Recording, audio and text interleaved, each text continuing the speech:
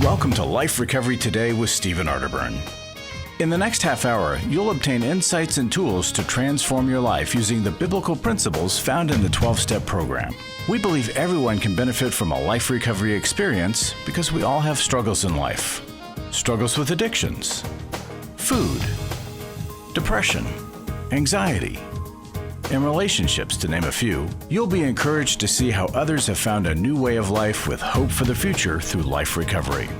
Your host is Steve Arterburn, founder of New Life Ministries and Women of Faith, author of over 100 books, and teaching pastor at Northview Church in Carmel, Indiana, one of the 20 largest churches in America. Steve is the co-editor of the Life Recovery Bible, the #1 selling recovery Bible. With over 3 million copies sold, this is the Bible given to inmates by Prison Fellowship and the Pew Bible for the Salvation Army. Now here's Steve. Hi there, Steve Arterburn here, and welcome to another episode of Life Recovery Today. So glad you're with me. Hope that something that's said today is going to inspire you, it's going to help you, strengthen you, and encourage you to stay with it and stay better. Well, throughout our program, every episode we've tried to present some kind of element of life change, because that's what life is. You're either changing this way or you're changing that way. Well, if you listen to older episodes of the program or watch older episodes of the program, we have these testimonies of folks that have worked recovery, and you hear the change that was necessary, and then you heard them talk about how did they do that change. A lot of people are so aware of the problem, they want it to be different, but they're not willing to do what it takes to change. Well, here's the thing. Today, I want to go a little bit deeper into the process of change. Change is never easy when it's a change from something we're comfortable with to something that's very uncomfortable. And many times, I have worshiped the God of comfort. When I was overweight, I worshiped the God of comfort. And what did I do? I sacrificed food to get the comfort back in. And then I gained a lot of weight. That was a huge, huge problem. And the change, well, I've said this before, no one thing is going to change everything for the good, but one thing can literally destroy everything. And that's what we're trying to avoid here. Now, change is never easy, and it's never instant. And the thing is, once you change and go to another level, well, you don't want to stagnate there. There's always something else, another level to go. So, how do we do that? Well, I think that there are 6 steps that we need to go through if change is going to be real, lasting, and ongoing. Many people think that the change they're looking for is stopping something. Well, that's a really good thing if you're stopping something that's very destructive.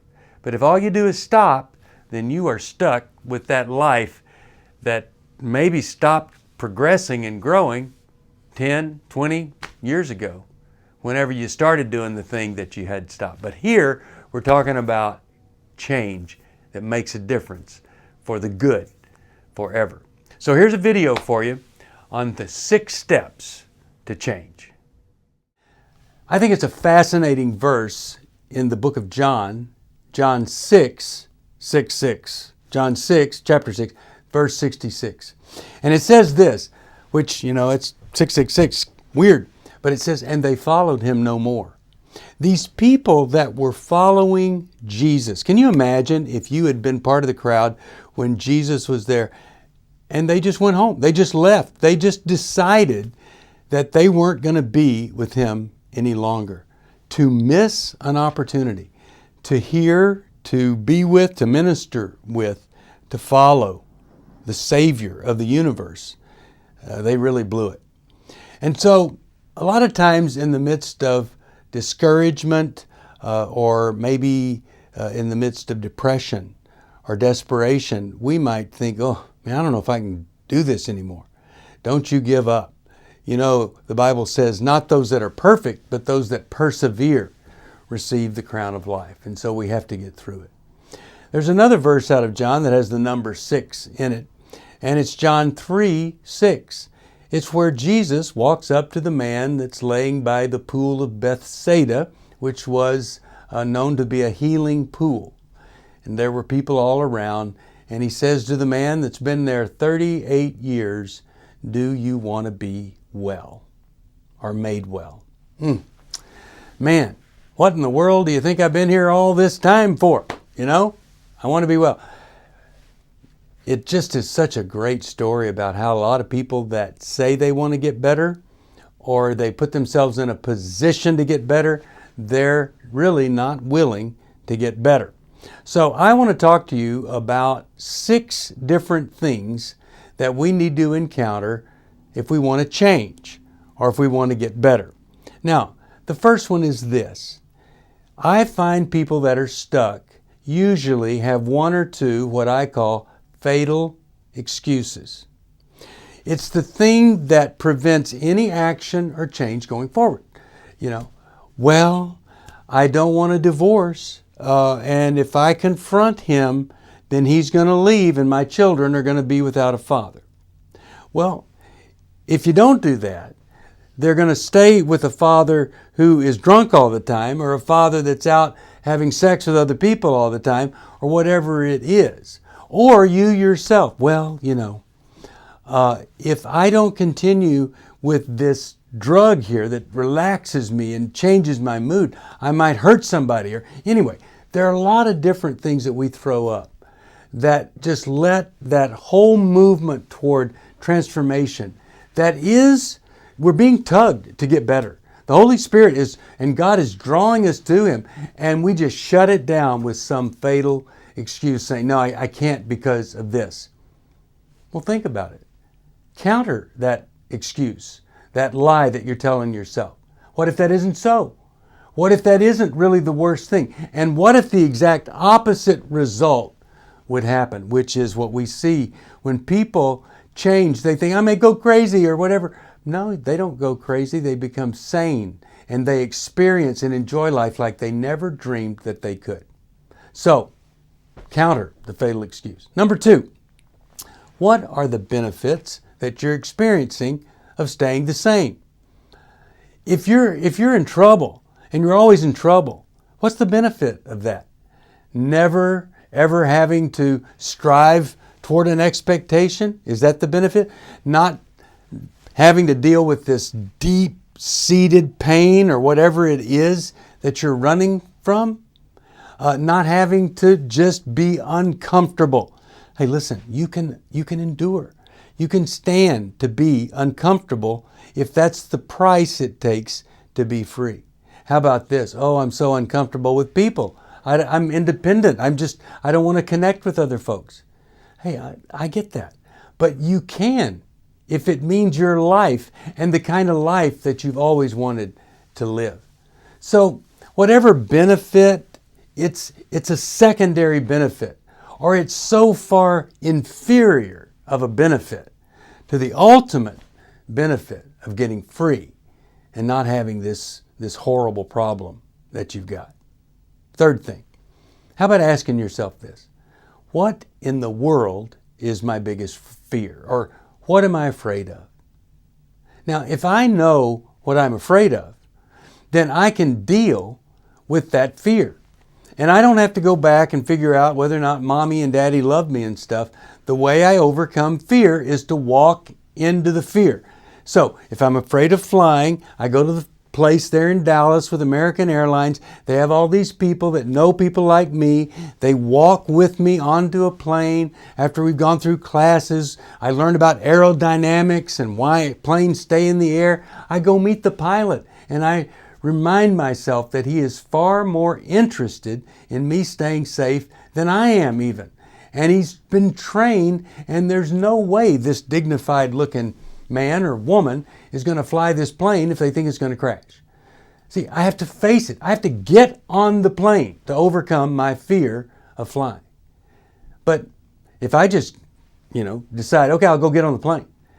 Well, there's a good chance I'll have a panic attack and I'll have to be taken off by a stretcher.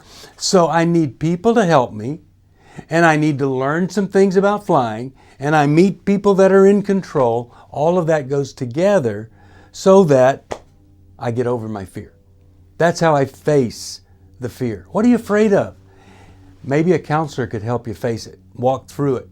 Maybe it's a pastor, maybe it's Bible study leader, but you don't have to live in that fear. Fourth thing, resources. That's what you're lacking if you're not changing.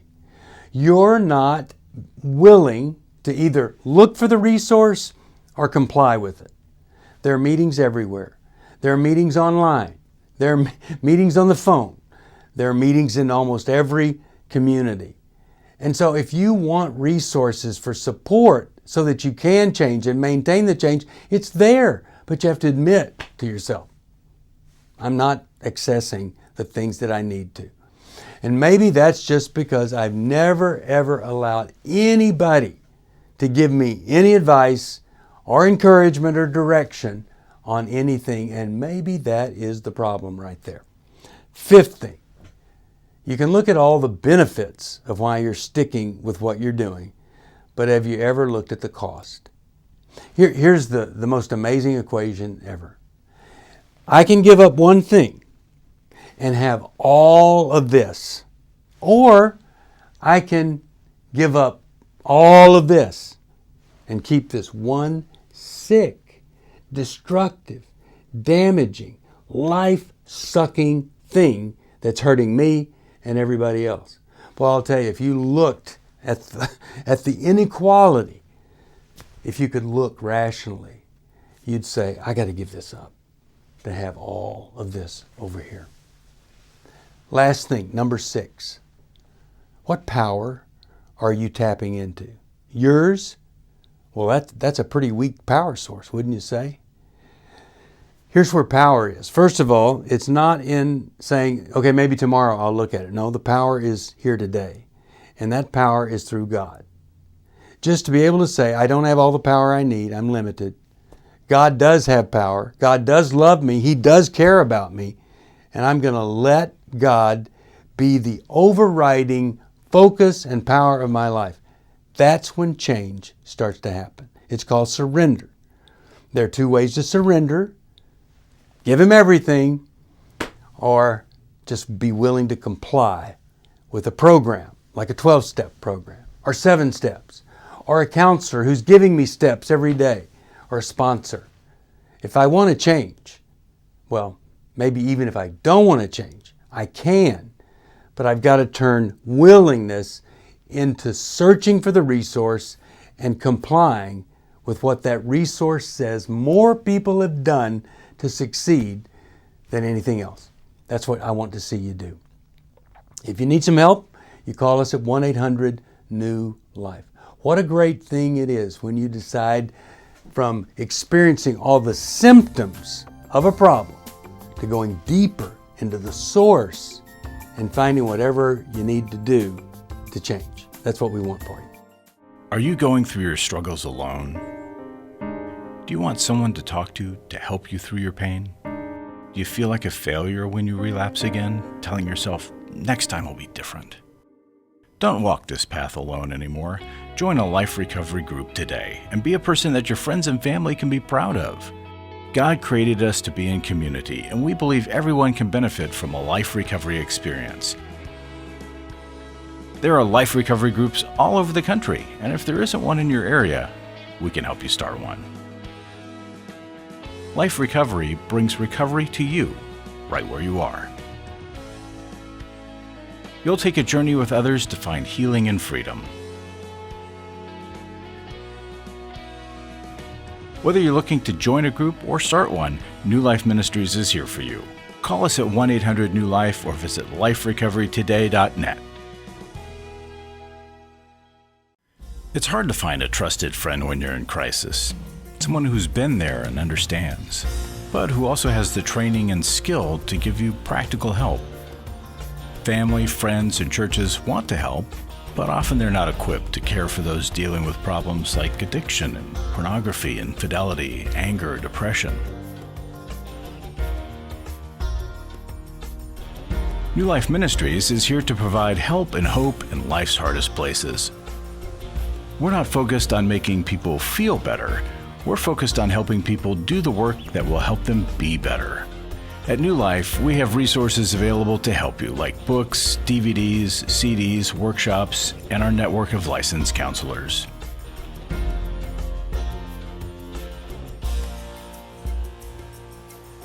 If you need help, call 1-800-NEW-LIFE and begin your new life today.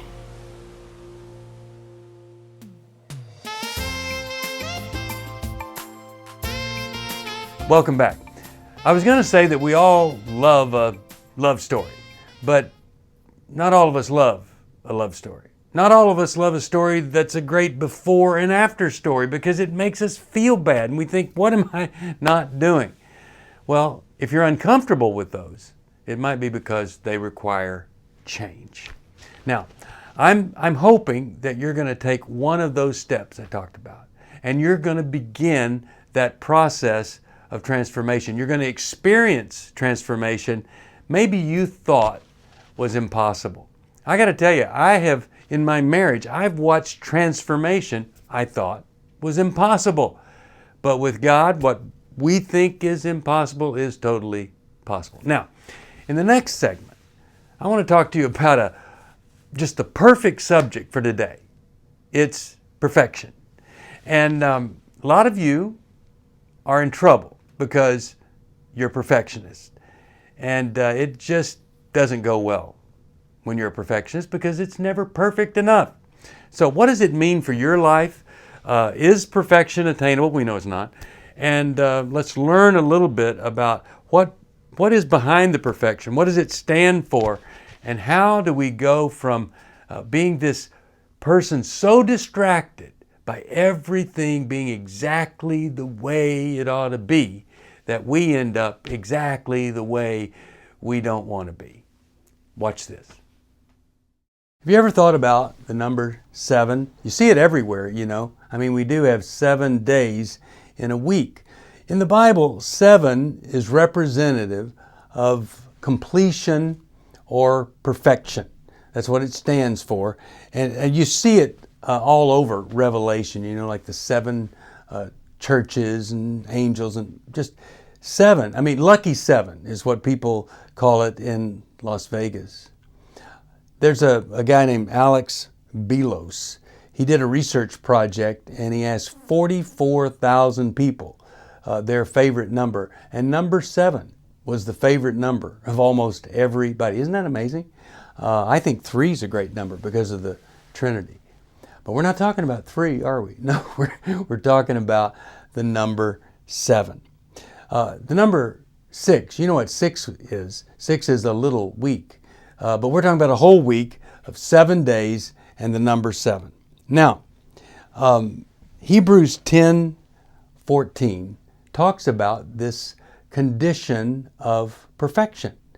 And, you know, we don't want to be striving for a standard or goal or something that we can never achieve. We can't be perfect. But look what it says. Hebrews 10:14 says, "For by that one offering he forever made perfect those who are being made holy." So it isn't us trying to be perfect, but it's us believing that the act of crucifixion, death, burial, resurrection, that is how we can be seen by God as perfect. You know, if we're unholy and we're in the presence of a holy God, then the holy God isn't holy. So how do we come before a holy God as unholy? Because Jesus is the bridge between the two. He's paid the price on the cross for my sin, wipes the slate clean so I can stand before God in holiness and perfection. And there are literally people that believe you can achieve it under your own efforts. When I lived in Laguna Beach, there was an old guy, a greeter, that came by, and if you encountered him, he would tell you, "You're perfect."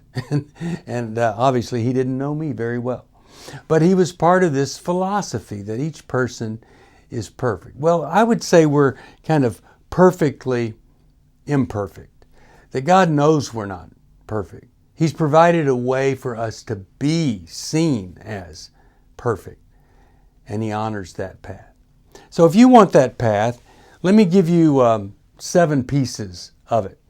First piece would be asking God to come into your life and to help you find a better way of being. Now, that means following the teachings of God, looking at the life of Jesus, what He taught and how He lived. But first I have to ask God for help, and God's Word is the place that we find that help. Second thing, one of the biggest walls between us and a better life that's more reflective of God's character and Jesus' character would be stubborn resistance, where I just stop and I just resist everything and I think I know everything. And so any kind of stubborn resistance has to be replaced with willing acceptance and compliance. I've often said that the greatest quote out of the big book is where Bill W. says, "Acceptance is the answer to all my problems today." The opposite of stubborn resistance is acceptance, which can be the answer to all my problems today. The other thing that's a big barrier is arrogant entitlement, where we think we deserve something or we didn't get something, and because we thought we were entitled to it, we're bitter and resentful for the rest of our lives. And we have to overcome that if we're going to get better. And then justifiable resentment. When I'm resentful about something and I believe that I can justify that resentment, and somebody comes along and says, "Yeah, I'd be resentful too," then we just stick with it rather than get over it. There are a lot of things that people could stick with resentment over. A child being shot dead by somebody, you resent that person forever. I know a woman who her child was killed by a man, and he spent years in prison. When he got out, guess what she did? Provided a place for him to live. Now that is forgiveness.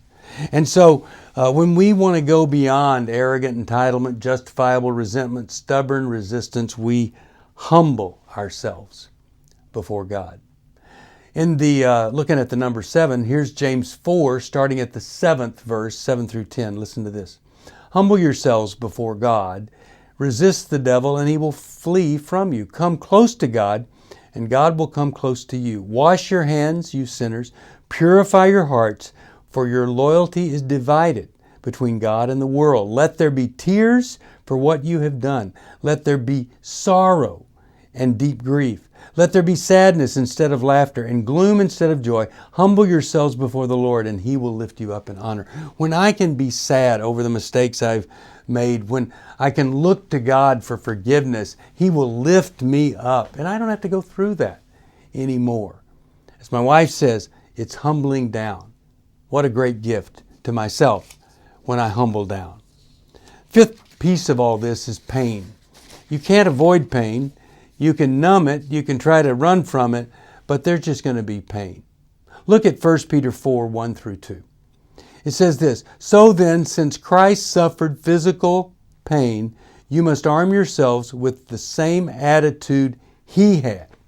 Now, when I read that, I thought, absolutely, I can have that attitude. It's easy to say you're going to have an attitude. But then one day I was really focused. It was a rare thing to be really focused. And I read the rest of the verse where it said, "You must arm yourselves with the same attitude that Christ had and be ready to suffer too.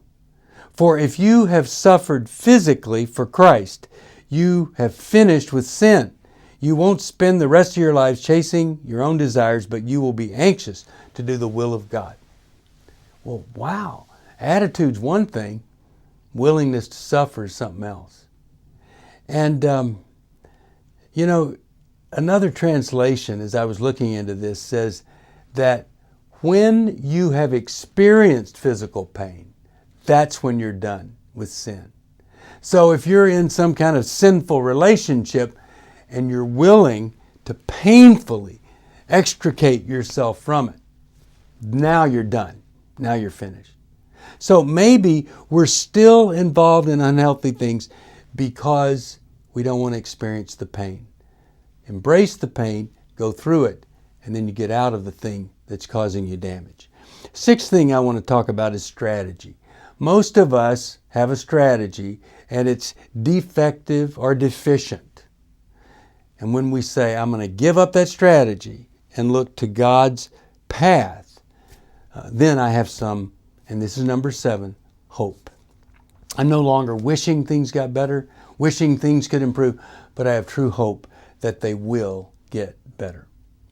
I don't know what you're struggling with, but I know this, that God has called us to a life that many of us, well, we've heard it's there, but we've never experienced it, and we never ever will until we finally humble down, surrender, and ask God to do for us what we cannot do for ourselves. The good news for all you perfectionists, we can be made perfect, but only through the grace of God through Jesus Christ. Now here's what I'm talking about. A lot of people say when you sin, you're going to have this stain on you the rest of your life, so don't sin. Well, you know what? That isn't true. God says, I'll remember their sins no more. As far as east is from west, I will remove their sins. White as snow. White as snow. Not white as snow with some chunks of bark thrown in, but white as snow. You have a chance to be perfect through Jesus Christ. Now, I hope that everybody that watches this has made a decision to have Jesus Christ as the higher power, your higher power. I hope if you were a Christian before watching that you decide to finally make Jesus the higher power, not just someone that gets you into heaven. If not, I hope that you're going to make that choice today. Because really, what does it profit somebody to gain a lot of chips in recovery, but you lose your soul? And when Jesus said, I am the way and the truth and the life, and no one comes to the Father except through me, He was talking truth. And that's hard for some people to accept. They think, oh, that's so exclusive. Actually, the invitation is for absolutely everybody. And if you think your belief is more important than God's truth, then that's going to be a problem for you. But here's the word that starts it all: surrender. When you surrender to the higher power of life recovery, Jesus Christ, everything starts to change. Thank you for watching. If you need help, call us at 1-800-NEW-LIFE. Thanks for joining us for Life Recovery Today with Stephen Arterburn. We hope this program has helped you integrate God's truth and wisdom into your recovery journey. This program is brought to you by New Life Ministries, and it's your support that keeps this program on the air. When you contact us for any reason, be sure to let us know that you watch on NRB. Call us at 1-800-NEW-LIFE or go to liferecoverytoday.net. Please join us again next week for more Life Recovery Today.